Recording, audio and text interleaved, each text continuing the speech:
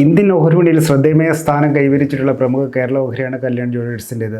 കഴിഞ്ഞ 3 വർഷത്തിനിടെ നിക്ഷേപകർക്ക് 700% നേട്ടം സമ്മാനിച്ച ഓഹരിയുമാണിത്. പുതുവർഷത്തിന് തുടക്കം വരെയും രാജ്യത്തെ മുൻനിര ജ്വല്ലറീസ് ശൃംഖലയുടെ ഈ ഓഹരിക്ക് കാര്യങ്ങൾ കുഴപ്പമൊന്നുമില്ലായിരുന്നു.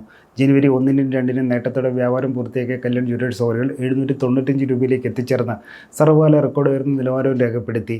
എന്നാൽ പിന്നീടുള്ള 9 വ്യാപാര ദിനങ്ങളിൽ 8-ലും ഈ മിഡ് ക്യാപ്പ് ഓഹരിയിൽ കനത്ത തിരിച്ചടി നേരിട്ടു. ബുധനാഴ്ചത്തെ വ്യാപാരത്തിനിടെ ഒരു ഘട്ടത്തിൽ 12% വരെ ഇടിഞ്ഞ കല്യാൺ ജ്വല്ലേഴ്സ് ഓഹരി ഒടുവിൽ നേരിയ തോതിൽ നില മെച്ചപ്പെടുത്തി 7% നഷ്ടത്തോടെ 555 രൂപയിലാണ് ക്ലോസ് ചെയ്തത്.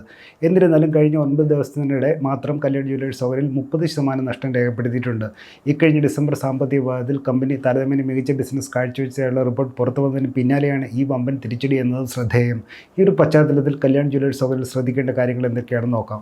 ആദ്യം, എന്തുകൊണ്ട് വീഴ്ച?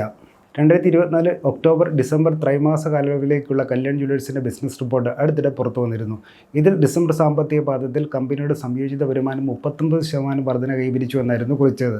ഇന്ത്യയിലെ ബിസിനസ് വിഭാഗത്തിൽ 41% വളർച്ചയും കൈവരിച്ചു. വിവാഹ സീസണും ഉത്സവാഘോഷങ്ങളും അരങ്ങേറുന്നതിനാലാണ് മികച്ച ബിസിനസ് വളർച്ച നേടാൻ കമ്പനിക്ക് സാധിച്ചത്.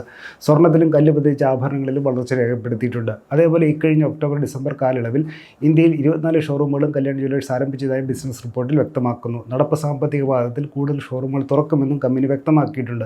ചുരുക്കത്തിൽ ഡിസംബറിലേത് മികച്ച ബിസിനസ് റിപ്പോർട്ട് ആയിരുന്നിട്ടും കല്യാൺ ജ്വല്ലേഴ്സ് ഓഹരിയിൽ കനത്ത തിരിച്ചടി നേരിടുകയാണെന്ന് കാണാം. ഈ ഒരു പശ്ചാത്തലത്തിൽ ഒരു ദേശീയ മാധ്യമം കല്യാൺ ജ്വല്ലേഴ്സിൻ്റെ എക്സിക്യൂട്ടീവ് ഡയറക്ടറായ രമേശ് കല്യാണരാമൻ്റെ പ്രതികരണം തേടി. ഓഹരിയിൽ താൽക്കാലികമായി ഉണ്ടാകുന്ന ചാഞ്ചാട്ടങ്ങളെക്കാൾ ദീർഘമായ കാലയളവിലെ സാധ്യതകളിലേക്കാണ് ശ്രദ്ധ പതിപ്പിക്കേണ്ടതെന്നായിരുന്നു അദ്ദേഹത്തിൻ്റെ പ്രതികരണം. കഴിഞ്ഞ 2.5 വർഷമേ കല്യാൺ ജ്വല്ലേഴ്സ് ഓഹരിയിൽ സ്ഥിരീകരണ നിലയിൽ നിക്ഷേപകർക്ക് നേട്ടം സമ്മാനിച്ചിട്ടുണ്ടെന്നും ഇപ്പോൾ നേരിടുന്ന തിരിച്ചടി നിക്ഷേപകർക്ക് ലാഭമെടുപ്പിന് തുനിയുന്നതിൻ്റെയും ഓഹരിയിൽ നേരിടുന്ന സ്വാഭാവിക തിരുത്തലിൻ്റെയും വിപണിയിൽ തലപൊക്കിയിട്ടുള്ള പൊതുവായ പ്രതികൂല ഘടകങ്ങളുടെ സ്വാധീനത്താലും കാരണമാണെന്നാണ് രമേശ് കല്യാണരാമൻ ചൂണ്ടിക്കാട്ടിയത്. ഇതിനോടൊപ്പം നിലവിൽ കല്യാൺ ഓഹരിയിൽ നേരിടുന്ന തിരുത്തൽ മികച്ച നിക്ഷേപാവസരമായി പരിഗണിക്കാമെന്നും കല്യാൺ ജ്വല്ലേഴ്സിൻ്റെ എക്സിക്യൂട്ടീവ് ഡയറക്ടർ കൂടി അദ്ദേഹം കൂട്ടിച്ചേർത്തു. ഓഹരി വിശകലനം. കല്യാൺ ജ്വല്ലേഴ്സ് ഓഹരിയുടെ നിലവിലെ പ്രൈസ് ടു ഏർണിംഗ് അനുപാതം 91 മടങ്ങിലാണുള്ളത്. സെക്ടർ PE റേഷ്യോ 80 മടങ്ങിൽ രേഖപ്പെടുത്തുന്ന സ്ഥാനത്താണിത്.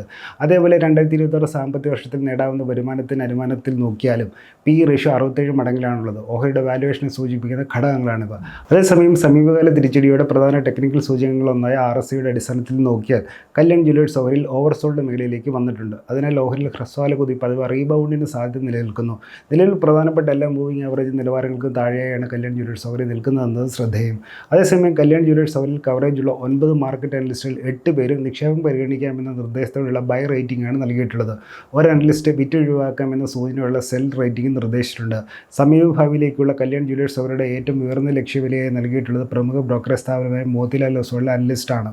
875 രൂപയാണ് അവർ ലക്ഷ്യവിലയെ നിർദ്ദേശിച്ചിട്ടുള്ളത്. അതേപോലെ സെൽ റേറ്റിംഗ് നൽകിയിട്ടുള്ള വെഞ്ചൂറ സെക്യൂരിറ്റീസിന് അനലിസ്റ്റ് കല്യാൺ ജ്വല്ലേഴ്സ് ഓഹരിക്ക് നൽകിയ ലക്ഷ്യവില 692 രൂപയും ആകുന്നു.